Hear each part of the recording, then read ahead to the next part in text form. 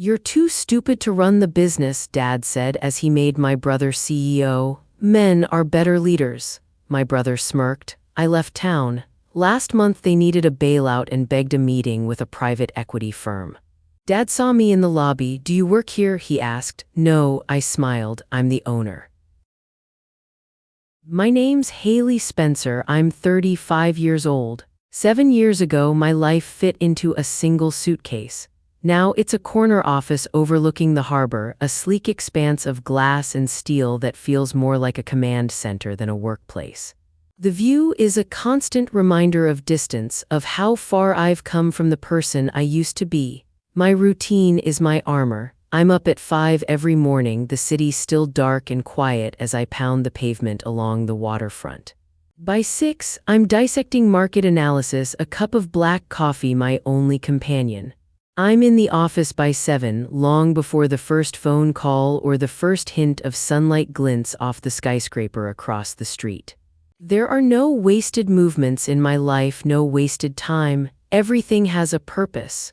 My company, Harborline Capital, doesn't bet on failing businesses. We bet on fixing broken ones.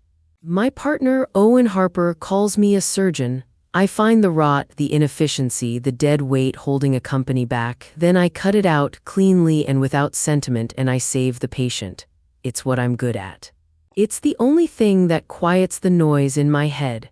People see the success, the glass walls, the sharp suits tailored to perfection. They see the woman who can walk into a boardroom and dismantle a company's entire failed strategy in under an hour. They don't see the reason it was all built. They don't see the ghost that lives in the quiet moments after a big win, the hollow space that no amount of money or success can ever seem to fill. Every deal I close, every company I turn around is a practice run for the one that matters. There's a debt in my life that can't be paid with money. It's a ghost made of shame and fury, and it's been waiting for a very long time. On my secure server, there's a file I keep separate from all my work. It's labeled simply SD&F, Spencer Tool and Forge, my birthright, my curse. The file isn't filled with memories, it's an arsenal.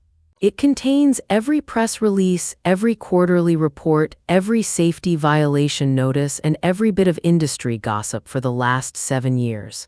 I know their financials better than my brother Gary, the CEO, does. I know the specific terms of their loans, the weak points in their supplier contracts, the simmering anger in their union grievances. This isn't a hobby, it's a slow, meticulous dissection of a dying animal. I've watched the infection spread, documented every symptom of the disease my father and brother let fester. Owen, who knows more than anyone, sometimes asks me when I'll be done with it. He thinks it's about digging up the past, about torturing myself with what I lost. He's a good man, but he doesn't understand. This was never about the past, it's about writing the ending. Tonight, as I'm preparing to leave the office, an alert pings on my screen. It's from a local business journal I have flagged. The headline feels like a physical jolt. Spencer Tool and Forge seeks emergency capital injection amid insolvency fears. The ghost just started rattling its chains. The wait is finally over. The article is a cry for help dressed up in corporate language. They're not seeking an injection. They're begging for a bailout. My dad and Gary are finally publicly admitting that they've driven the company my grandfather built straight into the ground. Years of their arrogance, their lazy decisions, and their belief that the Spencer name was a shield against consequences have finally caught up to them. The article mentions they're in talks with a private equity firm, a group known for being vultures. I know their type. They'll swoop in, promise to save the day, and then strip the company for parts. They'll sell the machinery, lay off half the workforce, and walk away with enormous fees, leaving a hollowed-out shell and a devastated community.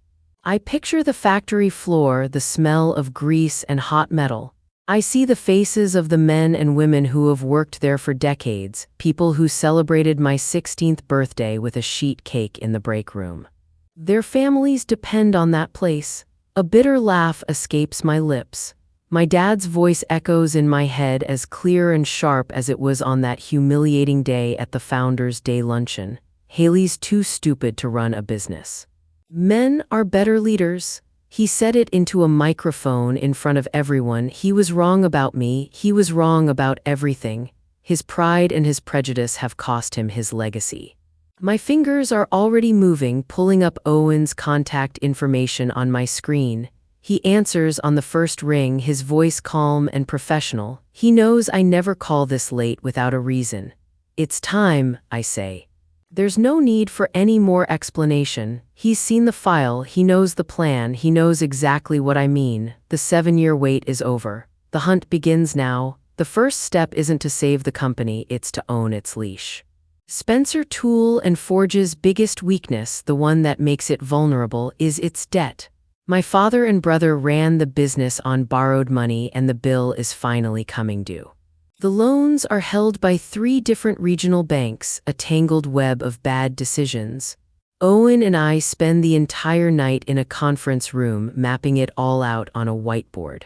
Who holds the notes, what are the specific terms, and most importantly, what are the tripwires that will cause them to default on their loans? It's a complete mess. They borrowed against everything, the equipment on the factory floor, the very building itself, even against the promise of future orders that I know are starting to dry up. They weren't being strategic, they were just desperate, patching one hole by creating another. Our plan is to buy up all that debt, quietly and quickly, using 2 shell companies we created years ago for this exact purpose. If we become the ones they owe money to, we control their fate. We become the bank. Our first target is the smallest of the 3, Mid-State Financial. They hold the most precarious piece of the debt, the one with the tightest restrictions. Getting them to sell that debt to us without my family finding out who's behind the purchase is the first real test of this whole operation. The first call is to a man named Henderson, a senior loan officer at Mid-State. He sounds exactly like I pictured him, old, tired, and like he's been saying no for 30 years straight. He's immediately skeptical. He can't understand why a successful firm like Harborline Capital would be interested in what he calls a distressed asset. In his world, names matter more than numbers. He sees us as outsiders, city sharks circling a local business. I can almost guarantee he's golfed with my dad at the local country club. He trusts the Spencer name, even though the numbers in his own files should be screaming at him not to. The Spencer family has been a pillar of this community for 50 years, he says, his voice dripping with condescension, as if that history somehow pays the interest on a loan. He gives us the classic runaround. He needs to consult a committee. He's worried about how it will look if he sells out a local institution. Owen, who is on the call with me, wants to push back, to hammer him with the cold, hard financial data. I signal for him to wait. This isn't a negotiation you win with a spreadsheet. It's about psychology. It's about making him understand that his loyalty is misplaced. We need to show Mr. Henderson that the ship is sinking much faster than he thinks, and we're the only lifeboat in sight. I let a day pass before I schedule the follow-up call. This time, I don't mention buying the debt at all. Instead, I talk about operations, about the nuts and bolts of the business he's exposed to. I have a source on the inside, a plant manager I've kept in touch with over the years, a smart, capable man my dad always overlooked. He's been my eyes and ears, feeding me information that never makes it into the official reports. With his details, I walk Henderson through Spencer Tool & Forge's real production numbers, which are far worse than what they've been reporting. I tell him about the 2 recent safety audits they failed, information that hasn't become public knowledge yet. I mention a recent product recall for a bad batch of tools that they managed to keep out of the papers, a recall that cost them a fortune and a client. I'm not threatening him, I'm diagnosing the illness step by step, showing him the rot he can't see from his office. My tone is clinical, detached. I'm just an expert pointing out the inevitable. The Spencer name isn't an asset anymore, Mr. Henderson, I tell him, my voice calm and even. It's the single biggest risk on your books. There's a long, heavy silence on the other end of the line. The professional courtesy, the good old boy politeness is completely gone. Now it's just business. I can hear the gears turning in his head as he recalculates his position. His loyalty to my father is evaporating in the face of his duty to his bank. I let the silence stretch for another few seconds before I make my move. "We'll take it off your hands for 50 cents on the dollar." It's a steep discount, but it's a clean exit for him. It's a chance to get out before the entire thing goes to zero and he has to explain to his board why he held on for so long. He doesn't give me an answer right away, he just says he'll talk to his people. But I know the wall is cracking. 2 days later, my phone rings. It's Henderson. His voice is different. The weary skepticism is gone, replaced by a tone of quiet relief. He informs me that his committee has approved the sale. He sounds less like a gatekeeper doing his job and more like a man who just narrowly dodged a bullet. He doesn't ask any more questions about why we want the debt. At this point, he doesn't care. He's just happy to get this ticking time bomb off his balance sheet. The wire transfer is routed through one of our anonymous holding companies. On paper, there is no link to Harborline Capital and certainly no link to Haley Spencer. It's a clean, untraceable transaction. As I watch the confirmation receipt appear on my screen, a strange feeling washes over me. This isn't just a financial document, it's the first page of my reply to a 7-year-old insult. We now own a piece of my family's company. The first link in the chain is forged, but there's no time to celebrate. The next 2 banks will be harder. News of a debt sale like this, even a private one, has a way of leaking out. But we have momentum now. We've proven that the Spencer name is no longer a shield, it's a liability. The second bank, a much larger institution, is already getting nervous. The whispers from Henderson's sale at Midstate didn't stay quiet for long. We have to move faster now before my father or brother figure out what's happening and try to interfere. I get on the phone with Julia Park, the lead bank representative for the second loan. She's everything Henderson wasn't: sharp, professional, and completely unsentimental. She doesn't care about 50-year-old family legacies or community pillars. She cares about her bank's exposure to risk, and right now, Spencer Tool and Forge is a 5-alarm fire on her desk. I don't waste time with a slow diagnosis. I present our offer immediately, 60 cents on the dollar. It's a better offer than what Midstate got, a sign that we're serious. But there's a condition. She has to accept it within 24 hours. I need to create a sense of urgency to force her hand before anyone else can get involved. While Owen handles the fine print negotiations with Julia, I make 2 other critical calls. The first is to Tom Alvarez, the union leader at Spencer Tool and Forge. I haven't just been studying the company's financials, I've been building relationships. I've been talking to Tom for months, sharing my concerns about the company's dangerous direction, the ignored safety protocols, and the constant threat of layoffs. I tell him a takeover is coming one way or another, but if I'm the one in charge, the workers will finally get a seat at the table, not a pink slip. My second call is to Ethan Brooks, the owner of their largest steel supplier. I know from my research that my family's company is months behind on their payments to him. His loyalty to my dad, a friendship that goes back decades, is wearing dangerously thin under the strain of unpaid bills. I'm not just buying debt anymore, I'm building a coalition of the betrayed. I'm gathering everyone my father and brother have taken for granted and turning them into my allies. Just as Julia Park is about to sign off on our deal, we get hit with a major complication. A rival private equity firm, Sterling Group, has caught the scent of blood in the water. They're another pack of vultures, and they've approached my dad and Gary directly with a bailout offer. It's a predatory deal that will eventually destroy the company, but it has one very appealing feature for my father and brother. It promises to keep them in their jobs. To make matters worse, Sterling Group has also made a competing offer to Julia Park's bank for the debt, and they've offered a slightly higher price than we did. They're trying to box us out, to attack us on 2 fronts at once. Owen is furious. His immediate instinct is to raise our bid to get into a bidding war. I tell him no. We can't win a fight that's purely about who can write the bigger check. We have to change the game entirely. This isn't just about money for me, it's about control and the future of the company. Sterling Group is offering Julia quick cash. I'm offering her a future where her loan actually gets paid back. I call her and lay it out plainly. I tell her that Sterling will gut the company, sell the assets for scrap, and fire everyone. The company will cease to exist, and her bank will be left with a defaulted loan on a hollowed-out shell. My plan, I explain, preserves the business, saves the jobs, and ensures long-term stability. I'm offering her a performing asset instead of a messy write-off. It's time to use the allies I've spent months cultivating. I arrange for Tom Alvarez, the union head, to call a specific board member at Julia's bank, a man with a well-known pro-labor reputation.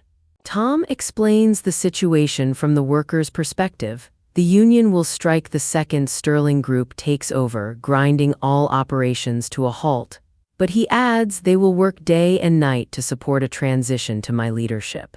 Next, I have Ethan Brooks, the steel supplier, call Julia directly. He tells her in no uncertain terms that he will halt all steel shipments and sue for his unpaid invoices if Sterling gets involved, effectively shutting down the factory. However, if my plan goes through, he's willing to extend a new line of credit to the company, a crucial lifeline for the turnaround. We're creating a pincer movement. On one side, we're showing Julia the guaranteed operational collapse that would follow a Sterling Group takeover.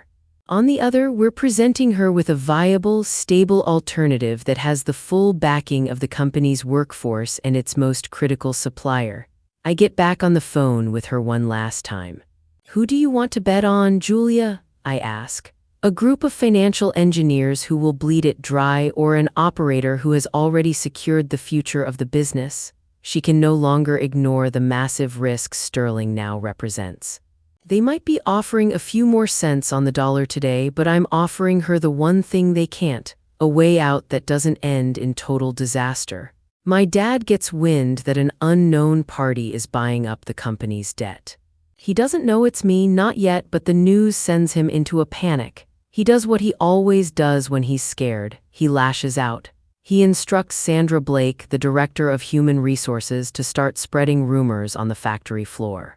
He tells her to whisper to the supervisors that an aggressive outside firm is buying the company and plans to fire half the workforce. He's trying to poison the well to create chaos and fear, to turn the workers against any potential buyer. He wants them to see him and Gary as their only protectors, the flawed but familiar devils they know. Tom Alvarez calls me, his voice tight with anger. The rumors are spreading like wildfire. People are scared for their jobs, for their families. This is a classic move from my dad's playbook: use fear to control people. I tell Tom to hold a quiet meeting with all the shop stewards, the most respected leaders on the floor. I authorize him to tell them the truth, or at least part of it. I tell him to let them know that the buyer is someone who grew up with the company, someone who respects the people who work there, someone with a concrete plan to give them a share of the ownership, not a pink slip. He doesn't use my name, that has to wait, but he gives them something my father never could: hope. My dad's attempt at sabotage backfires spectacularly. Instead of making the workers cling to him, it makes them trust their union more and management even less. He just armed my greatest ally. With Julia Park's bank choosing our stable plan over Sterling's risky cash grab, we quickly secure the debt from the last remaining bank as well. We now hold every single loan note. My family's company is completely at my mercy, but owning the debt only gives me the power to foreclose, to burn it all down. I don't want to destroy the company, I want to remake it in my own image. To do that, I need to guarantee its future, to show everyone that I can make it thrive. That guarantee comes from one man, Derek Lawson, the chief executive of their largest client. His company's orders account for nearly 40% of all revenue for Spencer Tool and Forge. My brother, Gary, in his infinite incompetence, recently botched a major contract with him, damaging a relationship that took decades to build. I need Derek to sign a contingent purchase order, a massive multi-year contract that will only activate if and when I take control of the company. This contract is the weapon that proves my leadership is more valuable than my father's legacy. It's the final, crucial piece of the puzzle. Securing a meeting with him is incredibly difficult. He's angry at the Spencer name and has every reason to distrust another person with that last name. After a week of persistent calls from my office, I finally get 15 minutes on his calendar, not as Haley Spencer but as the head of Harborline Capital. I meet Derek Lawson in a neutral conference room at a downtown hotel, not my office. I don't want any power plays or home field advantages, just a straight conversation. I don't start with a sales pitch. I start with a direct apology for my brother's incompetence and the trouble he caused Derek's company. I acknowledge the failure, then I slide a single sheet of paper across the polished table. It's my entire operational turnaround plan condensed to a one-page summary. I show him the new leadership I plan to install the moment I take over: Maya Patel, a brilliant operations leader, and Lauren Kim, a sharp financial mind. They are women he's met before, women he respects, women my dad had sidelined for years in favor of his cronies. I show him the specific capital improvements I'll make to the factory, the safety upgrades that are long overdue, and the details of the employee ownership plan that will boost morale and, more importantly to him, quality control. I'm not selling him a dream, I'm showing him a blueprint. He listens intently, but his eyes are skeptical. "This all sounds good," he says, leaning back in his chair, "but why should I believe you can do this? You're still a Spencer." The question hangs in the air, the one I knew was coming. "Because I'm not them," I say, meeting his gaze without flinching. "I'm the one who knows exactly where and how they failed, and I've spent the last 7 years of my life building a career on fixing failures precisely like theirs." Derek is still on the fence. "My plan is sound," he admits, "but the risk is huge.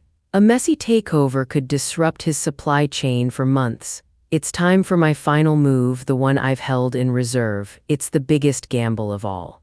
I slide a small folder across the table toward him. Inside is a tablet. I press play. The clip is from the Founders' Day luncheon 7 years ago, filmed by a local news crew. He watches the grainy footage of my father at the podium, a proud patriarch. He watches him tap the microphone and then say the words that changed my life. He hears him call me too stupid to run a business. He sees the camera pan to my brother Gary, who is smirking in the front row. When the clip ends, I don't say a word. I let the silence hang in the air, thick and uncomfortable. Derek looks from the screen to me, his expression unreadable. "This isn't just a business deal for you, is it?" he says quietly. "No," I reply, my voice steady. "It's a correction." I'm showing him my entire hand. I'm showing him that my motivation isn't just profit, it's personal. It's about proving my father wrong, and that's the ultimate guarantee that I will not allow myself to fail. He will either see this as a dangerous personal vendetta that could cloud my judgment, or he'll see it as the most powerful collateral I could possibly offer. He stares at the dark screen for a long moment, then looks at me, and a flicker of understanding crosses his face. He picks up his pen. "Get me the contract," he says. "Let's do this." With Derek Lawson's contingent purchase order signed and secured in my briefcase, all the pieces are finally in place. The trap is set. The final step is to arrange the meeting where I spring it. I don't call my dad or Gary, they'll hear from me soon enough. I call Robert Hale, the longtime chairman of the board at Spencer Tool and Forge. He's an old friend of my father's, a man who has sat by and watched the company crumble out of misplaced loyalty. I introduce myself not as Haley Spencer, but as a representative for a consortium that holds all of the company's debt. I inform him, in cold legal terms, that the company is in breach of multiple rules in its loan agreements and that we are fully prepared to begin foreclosure proceedings immediately. The only way to avoid this, I tell him, is to accept a one-time restructuring deal. The entire board, along with William and Gary Spencer, must meet with me in 48 hours. I choose the venue myself. A large, glass-walled conference room at a neutral corporate law office downtown. I want this to be public. I want this to be transparent. I want there to be witnesses. Then I make my last and perhaps most important call. It's to Clara Reed, the sharp business reporter from the journal that first broke the story about the company's financial troubles. I give her an anonymous tip, the time and place of the Spencer Tool and Forge bailout meeting. I tell her it's going to be a newsworthy event. I tell her to bring a camera. I arrive 10 minutes early. The air in the glass conference room is already thick with tension. Robert Hale and the other board members are clustered in a corner, whispering nervously and glancing at the door every few seconds. Julia Park and representatives from the other banks are there, their faces grim and professional. They know what's coming. My dad and Gary stride in last, wearing their usual armor of false confidence. They think they're here to negotiate a lifeline from a faceless group of lenders. They think they still hold some cards. My dad spots me standing by the window looking out at the city. He squints, a flicker of confusion on his face. "Haley, what are you doing here? Do you work for the bank now?" The condescension is automatic, a reflex honed over decades. "No, Dad," I say, turning to face him, my voice perfectly even and calm.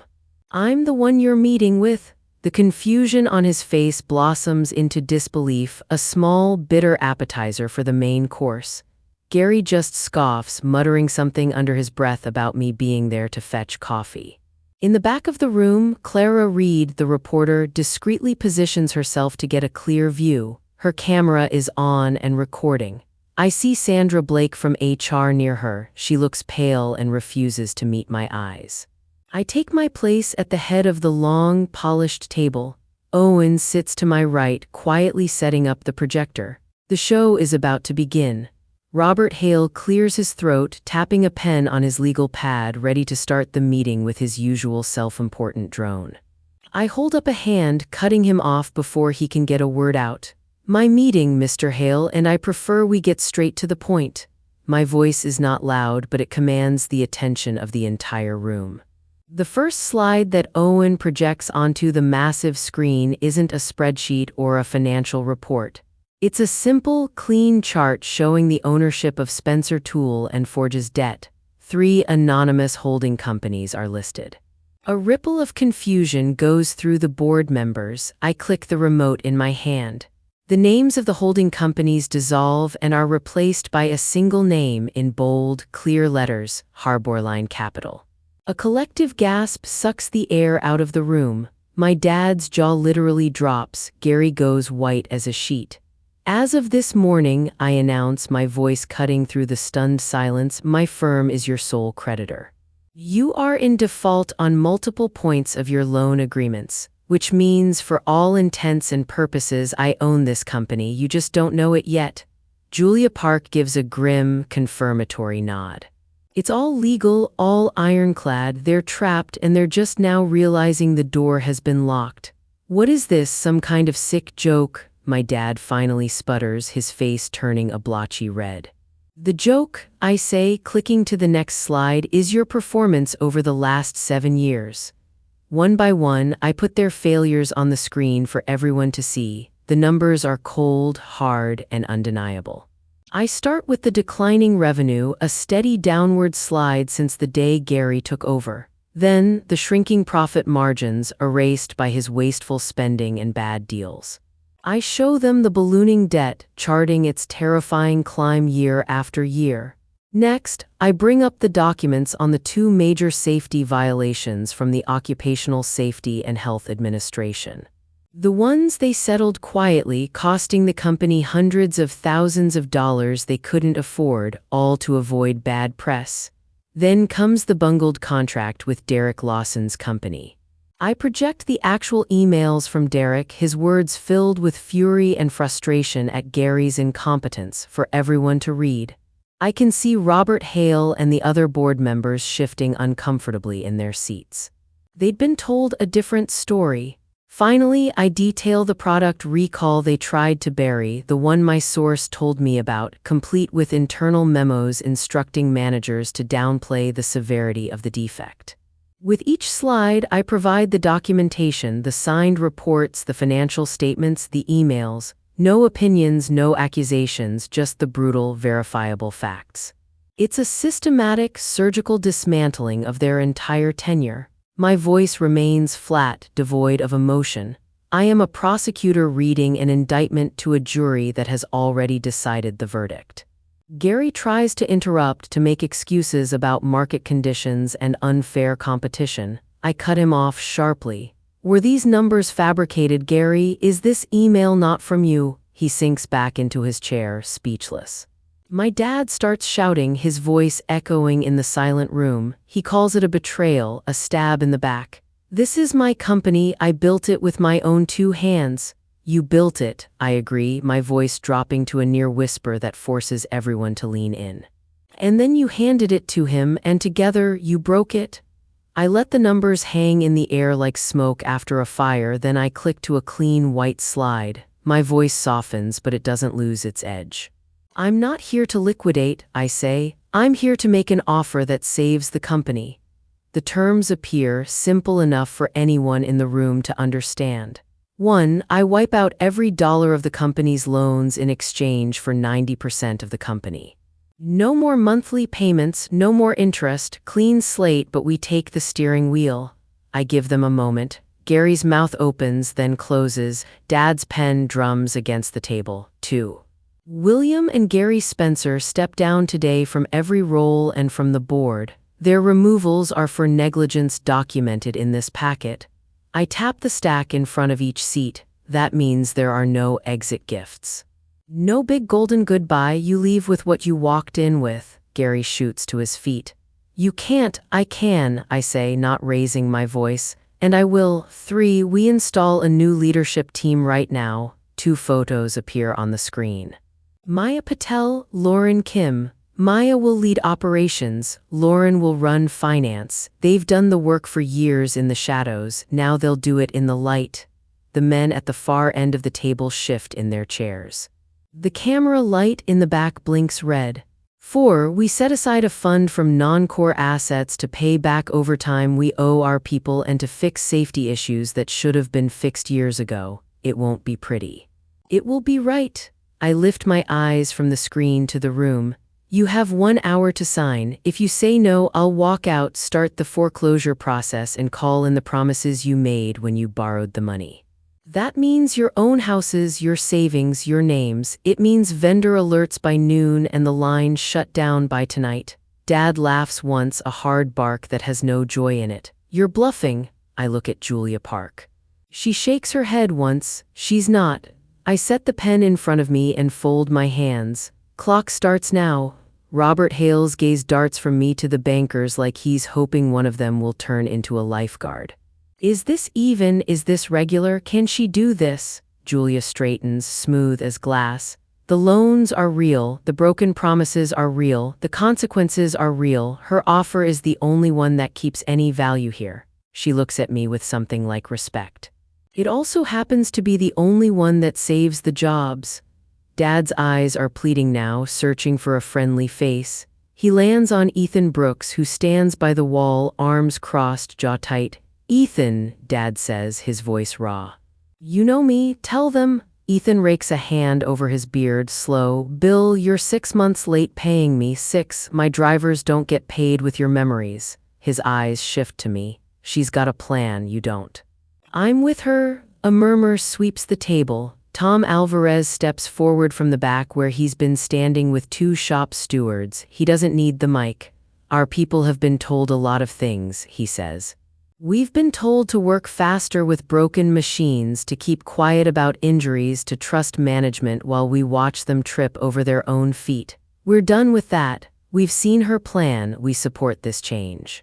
We'll show up, we'll work, and we'll hold you to your word. He looks at me. And we expect the same from you. You'll get it, I tell him. Sandra Blake, small in the corner, has a hand pressed to her throat. She doesn't speak, but she doesn't look at Dad either. Robert Hale clears his throat. What about this Sterling group? He asks weakly. They're not in the room, I say. We are. For a second, the whole place feels like a church, heavy with the weight of the thing that's about to happen. The camera hums, the fluorescent lights buzz, someone coughs. Dad's pen stops tapping. I pick up the remote and click to the last slide, a single word choice. I hold my father's eyes. 7 years ago you made yours, I say. Make another one? The final blow doesn't come from a spreadsheet or a term, it comes from the past. I reach into my bag and pull out the tablet already cued to that grainy clip. I want there to be no confusion about how we got here, I say, and I press play. The room watches my father tap the microphone and smile like a king. They hear him call me too stupid for the job. They see Gary's grin. The sound is thin from the little speaker, but the words are knives just the same. I don't watch the screen. I watch faces, board members blinking hard, Julia's mouth flattening, Ethan rubbing his forehead, Tom shaking his head slowly. Clara's camera inches closer. Even the receptionist from the hall has drifted in, mouth open. When it ends, the silence is big enough to live in. Dad's shoulders sag. Gary stares down at his hands like he's just now noticed them. This isn't payback for what you said, I tell Dad, and I mean it. This is the bill for how you ran the company after you said it. Robert Hale reaches for the pen like it weighs 100 pounds. He signs his name, slow loops and careful letters. He passes the document to the woman on his right. She signs. Around the table it goes, a circle of shaking hands and pressed lips. When it lands in front of Dad, he looks at me like he's still trying to find the lever that will turn back time. He signs anyway. Gary scrawls something that barely looks like a name. I slide the stack toward me, blot the ink, and stand. My voice carries without effort. As of this moment, the company is under new management. William and Gary, you have 1 hour to clear your desks. Security will help you. Your badges are deactivated after that. Gary laughs, a small, ugly sound. What are you gonna do, throw me out on camera? I look past him to Clara. We're not throwing anyone. We're moving forward. He looks around, but no one meets his eyes. I nod to Owen. He gathers the signed papers and slips them into the folder with hands that don't shake. The door opens. 2 security guards in navy blazers step in, neutral, polite, ready. The minute the pens stop moving, the room splits into motion. Questions hit me like hail. Miss Spencer, did you plan this for years? Is this a family feud or a rescue? Will there be layoffs? The camera light throws a soft square on my jacket. The mic boom bobs over shoulders. Owen angles his body between me and the barrage. We'll release a statement in 1 hour, he tells them in that reassuring, steady tone he keeps for fires and storms. You'll get numbers, names, and a path forward. We're not hiding. Robert Hale backs toward the door, small and gray under the mirrors, clutching his briefcase like a flotation device. One of the board members pretends to be on a call and walks into a wall. Julia Park threads through the crowd with the smoothness of someone who's done this too many times. She stops at my elbow. You've got 72 hours to calm suppliers and lock payroll, she murmurs. I'll keep my people steady. Then she gives a tiny smile. Well played. In the doorway, 2 figures wait like a promise I've kept to myself. Maya is in a navy blazer with rolled sleeves, dark hair pinned back. Lauren's in black with a stack of folders hugged to her chest. I wave them in. Their eyes flick across the room at my dad, now red-faced and tight-lipped, at Gary, who's pacing at Clara and her camera. At the board, which looks like a herd of deer picking up the scent of wolves. Shock, yes, but under it something else, steel. I reach into my pocket and pull out a ring with 2 keys. I place it in Maya's hand.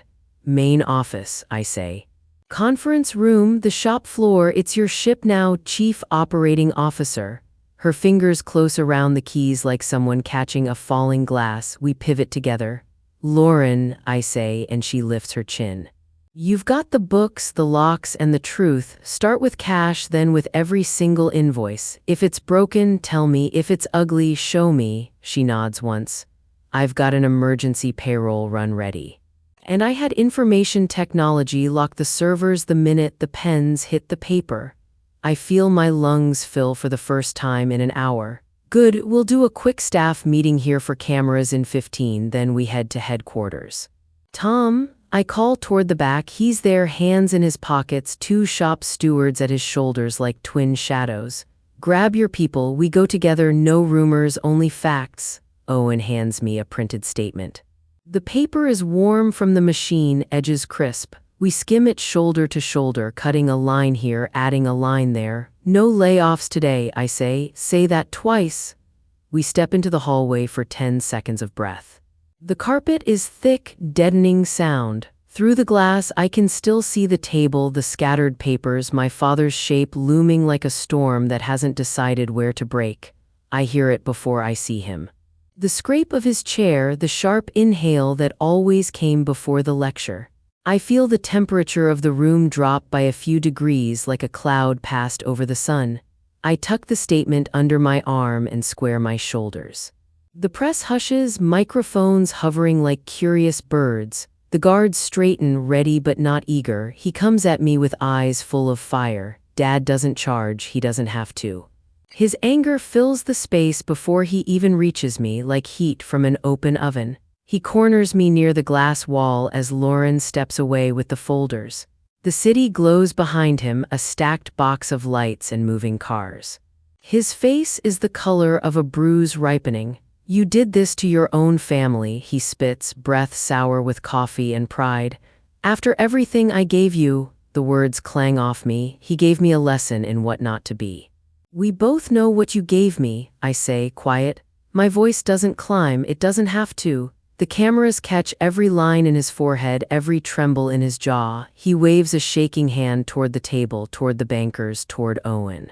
You're a snake, you stole my company, you'll run it into the ground inside a month. You can't carry what it takes, you never could. He wants an echo, he wants applause the way he got it 7 years ago.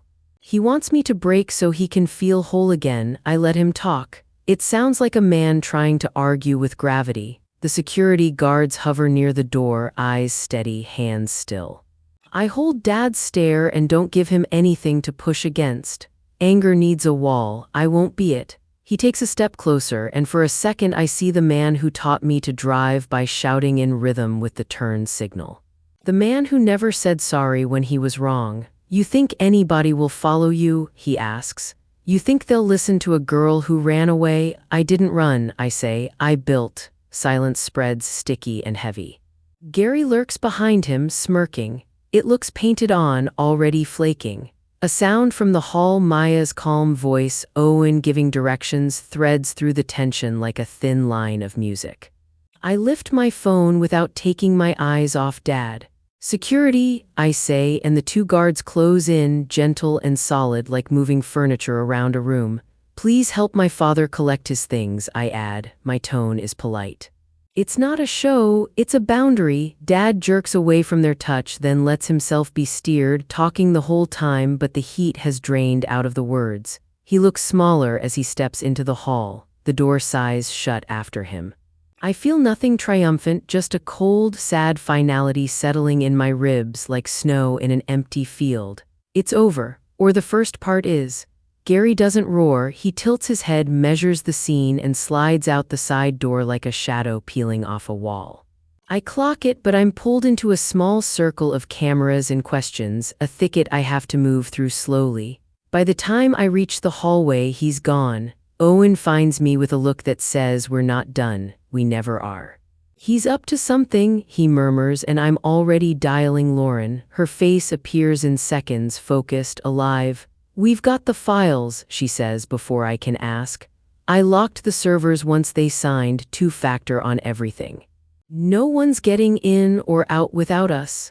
Even with that, the knot in my stomach tightens. I know my brother. He'd rather set a fire than admit he lost the match. We meet back at the conference table to keep the press in sight while we plan our next steps. That's when Sandra Blake appears, pale as copy paper, hands fluttering like small, scared birds. Haley, she says, voice thin. Miss Spencer. She swallows and tries again. Gary called me, told me to wipe some complaint files. Safety reports, notes about him. He said it was complying with records policy, but I know it wasn't. Her eyes shine with panic. I remember her, neat and brisk, handing out glossy press releases the day Dad called me stupid into a microphone. She had avoided my eyes then too. Now she can't stop looking at me like I'm the only thing keeping the floor from opening up. Did you do it? I ask. My voice is steady. I don't need to be cruel. Fear has already done that for me. She shakes her head hard. I tried. Your finance team blocked my access. I stopped. I don't want to be part of this. I'll give you my phone, my email, whatever you need. I'm not going down for him. Lauren steps in, calm and warm. We already have a record of the attempt, she says, tapping her tablet. Your name stays clean if you tell the truth, you do, and we move forward together. Lies and cover-ups end today, Lauren glances at me. It's all backed up in 3 places. I nod. Thank you for coming to me, Sandra, I say. That took guts. She flinches at the word like it doesn't belong to her, but some of the color seeps back into her face. My phone buzzes again, a text from it. Gary tried logging in from his car. Blocked, he's scrambling. He's an old trick played on a new machine and the machine isn't impressed. I think of the years he sat in the big chair making big mistakes and insisting they were wins. I think of the workers who had to carry those mistakes home in their backs and their lungs. The petty mess of his last move doesn't even make me angry. It just confirms what I already knew. He never planned to be accountable. He planned to be rescued. Let's get out of here, I say to Maya and Lauren, to Owen and Tom. We have a company to steady. The headquarters smells like oil and metal and old dust. The lobby is a museum of photos in black frames, groundbreakings, ribbon cuttings, Dad shaking hands, Gary with a tie too wide for his shoulders. The receptionist, a young man with a nervous smile, watches us enter like we're a storm front. Word travels faster than machines. We head straight to the second-floor conference room, the one with the long table and the coffee pot that burns everything it touches. Department heads trickle in, some stiff with worry, some stone-faced, some with their eyes full of cautious hope. I spot the head of maintenance, a woman with grease under her nails and a blue bandana tied in her hair. I remember her showing me a broken press guard years ago and being told there wasn't room in the budget. Maya stands at the head of the table, a small stack of note cards in one hand, a pencil in the other. She taps the pencil once and the room hushes. I'll be brief, she says. We're behind on 3 lines. We're going to fix that with better scheduling and fewer band-aids. I want a list of every machine that's limping by end of day. We'll triage, no more chewing gum and duct tape. There's a ripple of relieved laughter. We're also pausing overtime until we clean up safety. If that means we ship a day later on non-critical orders, we own that call and tell the truth. She nods to a whiteboard where she's drawn 3 boxes and a line through each. These are the bottlenecks. I want the people who run those lines in my office at noon with the truth about why they're slow, not the report version, the shop version. Lauren takes her turn, sliding a simple sheet to each seat. No tricks, no fog. Here's where money comes in, here's where it goes out. We pay on time, starting now. If we can't, we tell people in advance and explain why. No more hiding. I'm opening a whistle phone for anonymous tips on waste or bad behavior. It will ring into my team, not human resources, and I'll answer it twice a day. Heads nod. Someone exhales like a tire releasing pressure. I step last, hands open, palms visible.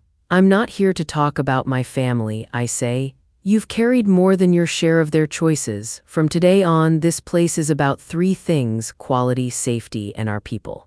If a choice comes down to hitting a number or sending someone home with all their fingers, we choose the fingers.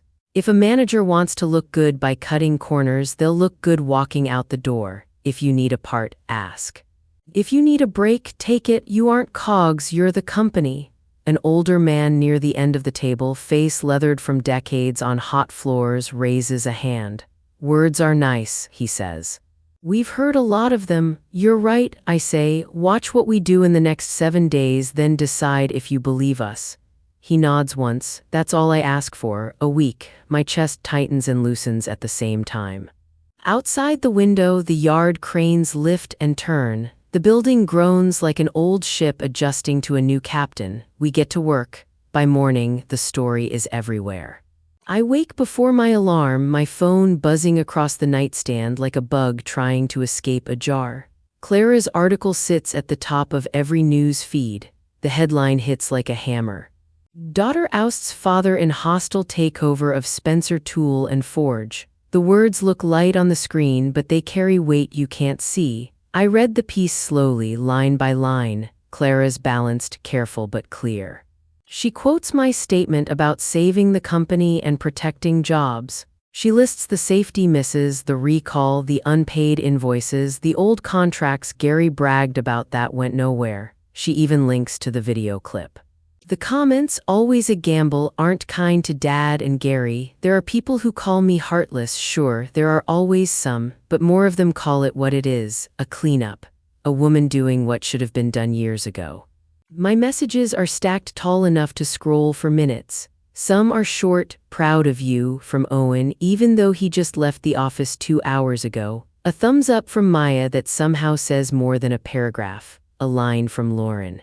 Payroll went through. And from Derek Lawson, a simple sentence that makes me smile despite the ache behind my eyes. Told you I bet on the right horse. A few reporters call, wanting morning shows and sound bites. I tell Owen to triage. We'll talk when it helps the people inside the building, not our egos. Ethan texts a photo of a steel truck backed into our loading bay with the caption, "Rolling." The article shifts the ground under our feet. People aren't whispering anymore, they're making choices. Suppliers stop asking if we can pay and start asking when. The bank reps send notes that use words like stable and path forward. Even the workers who have seen this place change hands in rumors 5 times in 10 years come to work with their chins a little higher. The story isn't angry daughter anymore. It's operator takes charge. The last thing I do before heading in is open an email from a name I haven't seen in years, a floor supervisor from my old days. The subject line reads, "About time." I breathe in slow and let it out. The wind off the harbor feels cleaner today. The factory floor greets me with the sharp smell of cutting oil and the steady rhythm of machines.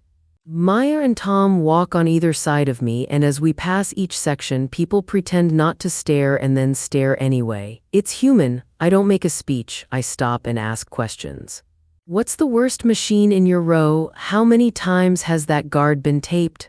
What's one thing you'd change this week? They answer. Some speak fast, like they're afraid I'll walk away before they finish. Some slow, like they're testing if I'm actually listening. We end up in the main break room, the same room where someone once laid out a sheet cake for my birthday and Dad forgot to come. The long tables are packed. Tom stands beside me, hands on his hips, looking like a man who's spent his life pushing back and is finally being met halfway. I step forward, the chatter dies and the lights hum. "I'm not here to talk at you," I say. "I'm here to tell you something and then take your questions." I look around, catching eyes, holding them. "You've heard a lot of rumors. Here's the truth. We're creating an employee stock ownership plan. That means 10% of the company will go into a trust for the people who work here. It will grow over time. It won't make anyone rich overnight. But when the company wins, you will win. Not just with a pat on the back, but with real value set aside for you." The room stays quiet in that way hope is quiet, like seeds under dirt. A woman in a welding jacket raises her hand. "Is this just for managers?" she asks. "For everyone who works here," I say. "We'll set clear rules so it's fair. Time served, hours worked, no favorites. You can read the plan, we'll put it on the wall." A younger guy with a tattoo peeking out of his sleeve cracks a grin. "So you're saying if I show up, do my job, and we don't mess it up, I get a slice?" "Yes," I say, "a real one." A murmur runs through the room, a low wave. It isn't cheering, it's better, it's a shift you can feel in bones. Tom steps up. "We'll help write the details," he says. "We'll hold them to every promise, and we'll hold you to the work." A man near the coffee machine clears his throat. He's got salt and pepper hair and a name patch that reads Pete. "My hand got caught last year," he says, flexing his fingers. "I asked for a new guard and got told to make do. You telling me that's done?" "That's done," I say. "If someone tells you to make do with something unsafe, you tell your steward and you tell Maya." "Then you tell me, use my name." He nods, a small, tired nod that means he's heard this before and he's choosing one more time to believe. That's the bravest thing anyone does in a place like this. On our way out, a line lead stops me with a hand on my sleeve. "If you're serious," she says, "the first press on line 3 jams twice a day. It's a bad sensor. We've been filing the burrs by hand to keep up." Maya is already scribbling. "Sensor for line 3, today." I look at the rows of faces, the scarred tables, the crooked corkboard with faded party photos. This is the room that used to make my stomach twist. Now it's the room that makes me feel steady. We'll be back next week, I tell them, to listen again, to show you what's fixed. Keep the list going. We're not magic, we're just going to do the work. They don't clap, someone coughs, someone laughs, chairs scrape, people stand. But when we step into the hallway, a woman reaches out and squeezes my hand. It's quick, a spark, gone before I can say thank you. I don't need to, I understand. We're not forgiven, we're not trusted. Not yet, we're just on the hook. Exactly where we should be. That night my phone lights up with a number I know by heart but haven't dialed in years. I sit on the edge of my bed, watching the harbor turn from slate to ink. I let it ring twice, 3 times, and then I swipe. Haley, Mom's voice is paper-thin, like she's whispering from the far end of a tunnel. I didn't know who else to call. I close my eyes at the sound of it. I'm here. There's a small click in her throat, the sound she makes when she's choosing her words. Your father, he's not well, She stops, and I can picture her at the kitchen table, hands folded the way she folds napkins. He's broken, Haley. I don't rush to fill the silence. I've learned to let people put their own words on the table. You humiliated him, she says finally, a tremble writing the end, in front of the whole city. After everything he did for this family, I know he said things, I know, but to do it like this, on camera, how could you be so cruel? Her version of our life has always been a neat shelf with the sharp corners turned to the wall. I stare at the dark window and see my own face, older and steadier than the girl who carried a suitcase out of a house and didn't look back. Mom, I say, careful, where was your voice when he stood at that microphone and called me stupid? Where was it when Gary took the job I earned? Where was it when people got hurt at work and he told them to keep quiet? She makes a soft sound, and for a second I think she's going to hang up. Instead she says, I was sick that day. You were always sick those days, I answer, not unkind. You were never sick for his days. I just want this to go away, she whispers. I want it to be like before. I swallow the lump in my throat. It tastes like old dust. It can't be like before. Before didn't work. I fixed what I could fix. I saved the company, Mom. I did it so the people who work there can keep their homes and their lives. The rest, what happened to Dad and to Gary, that was their choice all the way through. She starts to cry, quiet and private, the way she's always cried.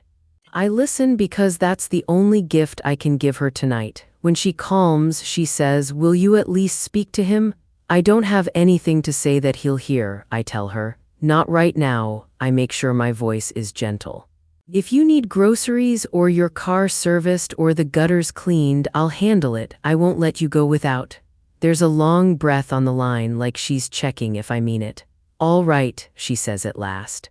Good night, Haley. Good night, Mom, I say, and when the call ends, the room feels bigger and emptier at the same time. Revenge doesn't warm a bed, but justice lets me sleep. A week later, sunshine slants across my desk, and for the first time it feels like light, not a spotlight. Lauren slips in with a tablet hugged to her chest and the ghost of a smile she's been holding back. You want to see this, she says. Numbers fill the screen, but not the kind that make you sick. Payments matched with receipts. Trucks arrived on time. Overtime paid out with names and dates, not excuses. Ethan extended more steel on 30-day terms, she says. He sent cookies with the invoice from that bakery you like. I laugh, a real one. He would. And Derek's first order hit our dock this morning, she adds. Quality checks passed. No flags. The knot under my breastbone loosens. Maya, on the floor, Lauren says, and then answers my unasked question. Line 3's sensor replaced, jam rate down to once every 2 days. She's reworked shifts so no one is staring at a moving belt for 10 hours straight. Efficiency is up 15% and no one got sent home early. My chest does that strange thing where it tightens and opens at once.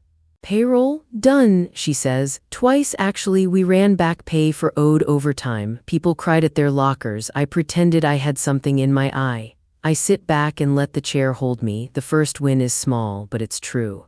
It's not a promise, it's a check that cleared and a machine that didn't hurt someone. The phone buzzes again. A text from Tom, foreman on second shift, actually smiled. Thought you'd want to know. Another from Maya.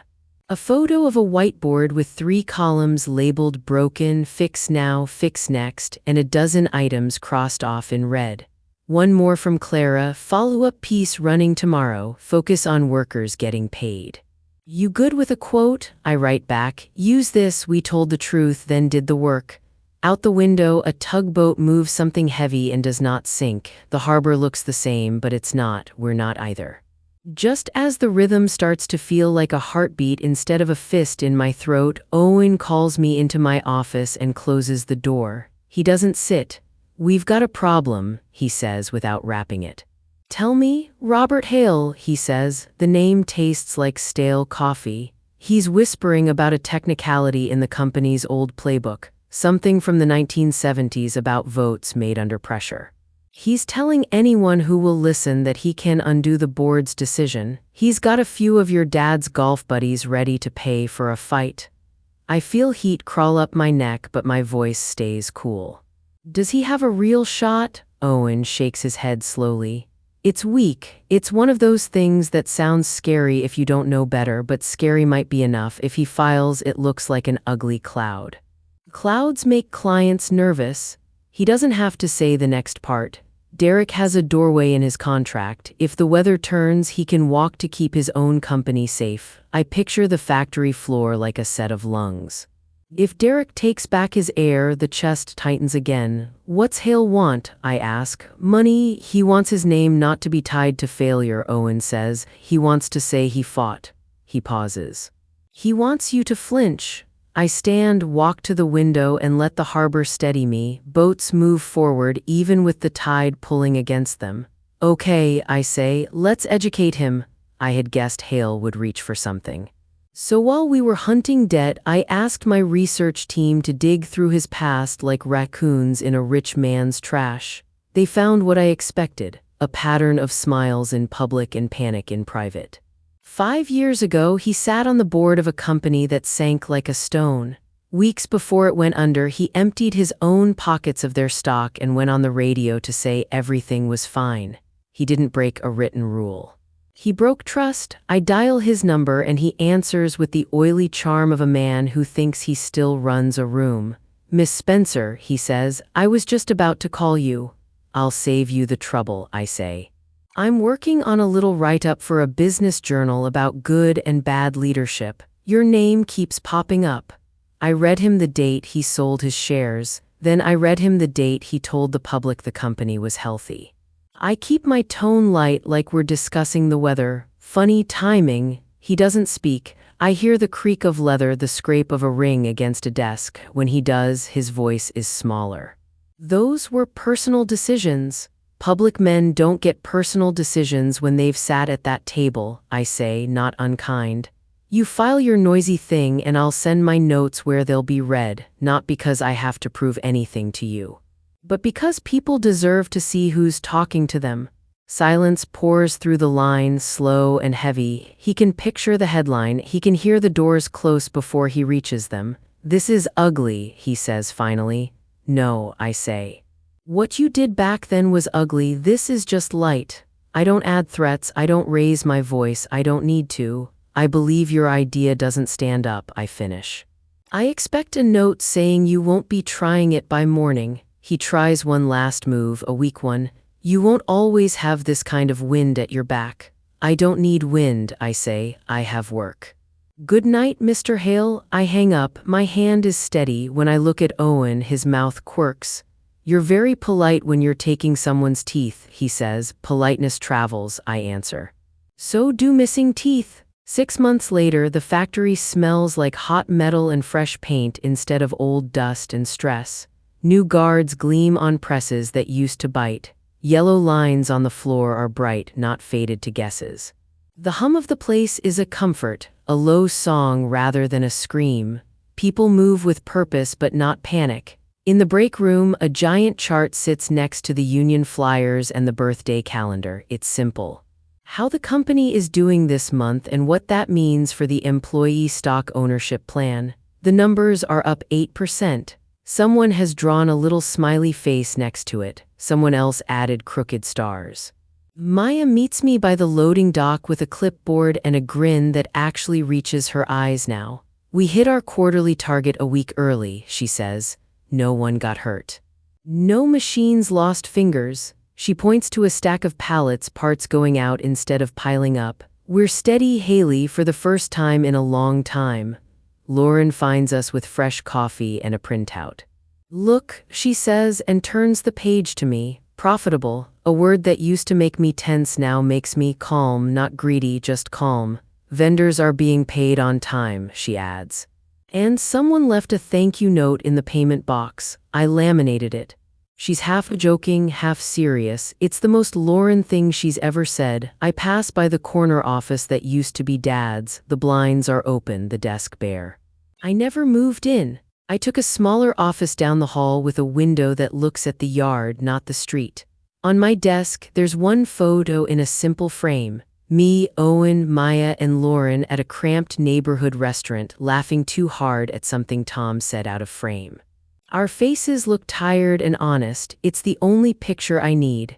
My phone buzzes a couple times a month with a message from Mom. Hope you're well. Got the car serviced, thank you. Holidays get a tiny tree emoji and nothing else. I answer everyone short and kind. Dad doesn't call. Gary doesn't either. That door is closed with a firm latch, not boarded up, just closed. When I walk the floor now, people stop me to ask if I've tried the new taco truck that parks out front on Thursdays. They tell me which machine makes a little squeak and then show me the new part they installed to stop it. They hold up pay stubs with back overtime reflected like it's a baby picture. I didn't get what I wanted 7 years ago. I got something better, not a crown, a crew, not a stage, a factory that breathes and feeds families and doesn't chew through human beings as the cost of doing business. The revenge I thought I needed burned off like fog the day we shipped the first order under our own name and nobody bled to make it happen. I pause at the end of the line and watch a stack of finished tools slide onto a pallet, bright and clean. I touch the warm handle of one and it fits my hand like something I was meant to hold. Outside, the harbor glitters. Inside, the company hums. The reckoning wasn't a fire, it was a rebuild. It took longer, it took more out of me, but it gave more back. Sometimes the only way to fix what's broken is to take control and write a new ending. If you've ever had to fight back against a system that underestimated you, share your story in the comments. I want to hear it. Subscribe and stick around for more stories of justice and revenge.